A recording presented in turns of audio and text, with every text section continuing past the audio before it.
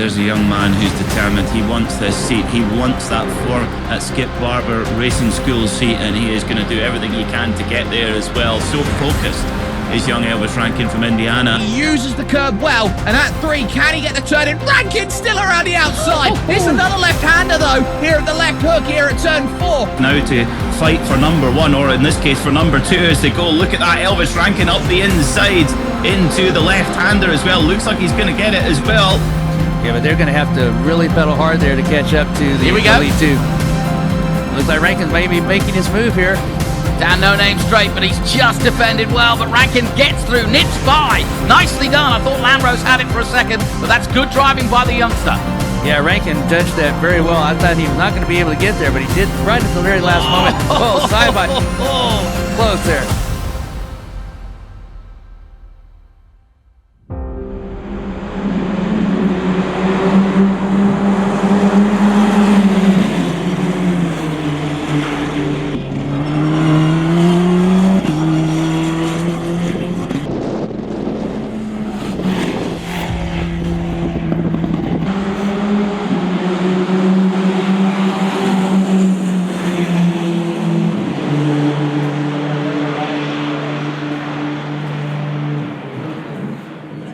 My name is Elvis Rankin. I'm 15 years old. I'm from Indianapolis, Indiana in the USA, and I'm here at Circuit of the Americas for the final round of the Skip Barber Formula Series Championship. When I was 7 years old, my mom was trying to help improve my craft off the track, and she found a sim on Craigslist from a guy, and they built me a custom wood chassis that was small enough for me, and I got it on the sim when I was 7 years old and started just in, the normal rookie street stocks, just like how everybody starts. And yeah, from there it really just kind of took a little bit of a while to get used to it, but then it really started to take off. When I was 5 years old, I started out in something called quarter midgets. I did that from when I was about 5 till I was about 9. And in that time frame as well, for a couple of years, from about 9 to 10, I had the opportunity to get my first chance on a road course in Bandolero out in Las Vegas for a winter series. That's where I got my first taste of real road course racing.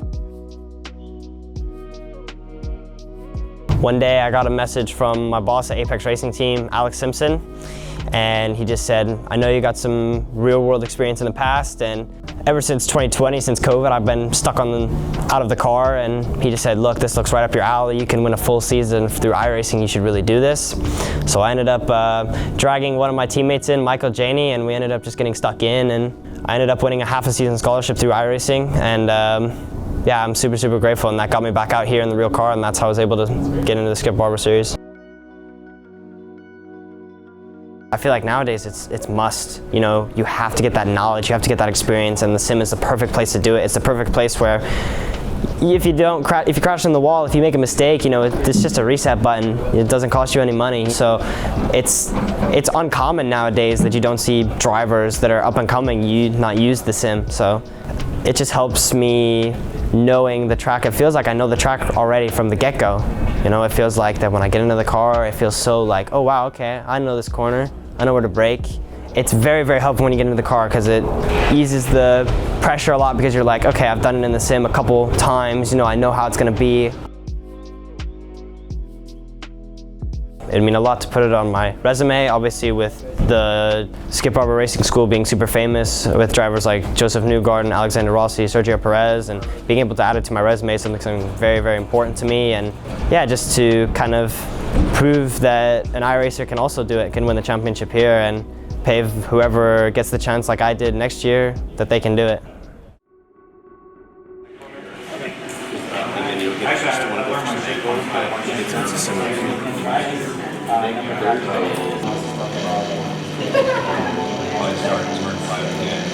I like that. It was funny how much dancing it did in the brake set. I feel like I have too much rear bias. Yeah, because that's good compression. Yeah, maybe you do. Here, this was actually really good. This one, think about the VIR technique. More entry speed. It's a little bit more entry speed because the minimum speed is so far into the corner. As long as you still hit your minimum, you can afford that entry speed. Because I feel like it was more, I wanted my eyes more towards the apex, and I was focusing more on getting to the apex and getting the turn. treated like that for the time.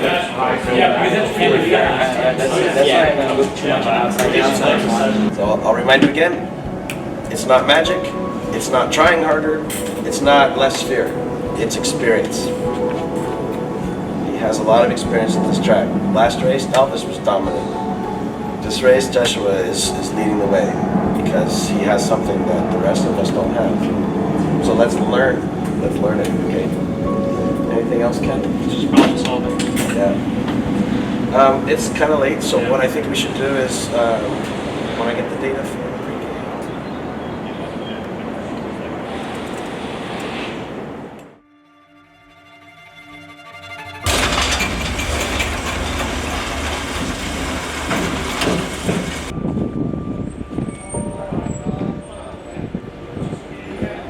Not this again, dude. Yes, Not try this again. Go.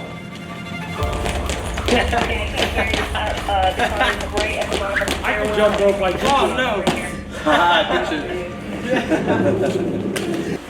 A lot of time has been invested and money to be here on both parties, and it's our Skip Barber ethos to make every single day delicious and worth it. Life is freaking short. Stay present, great decision making, be respectful, race each other fair and clean, and be able to shake each other's hands at the end of the day. All right, everybody, look each other in the eye. Thank you, Spencer. Shake each other's hands. Wish each other good race. Yeah. Have fun out there. Race big guy. And head to your cars now, please. I'll talk to you. Okay.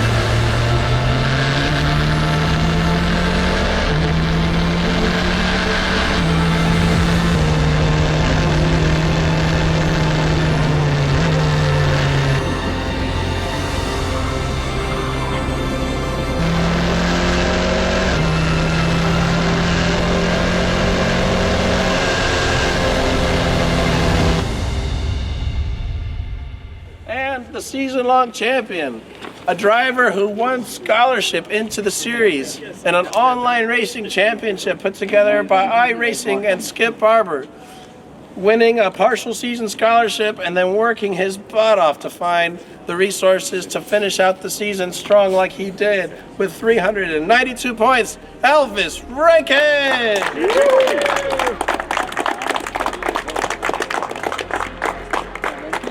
Tell me a little bit about the sim racing as a training tool, and not just a training tool, but as a competitive environment where the series are very well organized, the iRacing system works, the quality of the cars, the quality of the officiating. How did that translate into the real world for you? It's very, very good. Super useful training tool. Use it still every single track that we go to, and it's just so accurate that it's hard not to use. And I feel like if you're not using it anymore nowadays, then you're one step further back. So it's just super useful, and learn so much from it. So when you're not racing on iRacing for competition on your team, what is your car and track pick that you do just for fun? Jenny, do you know? It's all serious and work. Probably the one that stands out in my mind is we just mess around in some jumpy trucks and we just have fun. Jumpy tracks? Yes, man. Which ones are the jumpy tracks? We drive some Pro 2s, and man, it's a blast. I love it. Always love it. But for sure, it's always fun. If everything he just said went over your head, you're not alone. Everybody say Kev Fukuda. Everybody say vision. Everyone say vision on 3. 1, 2, 3. Vision. All right, right over here. You just won the championship.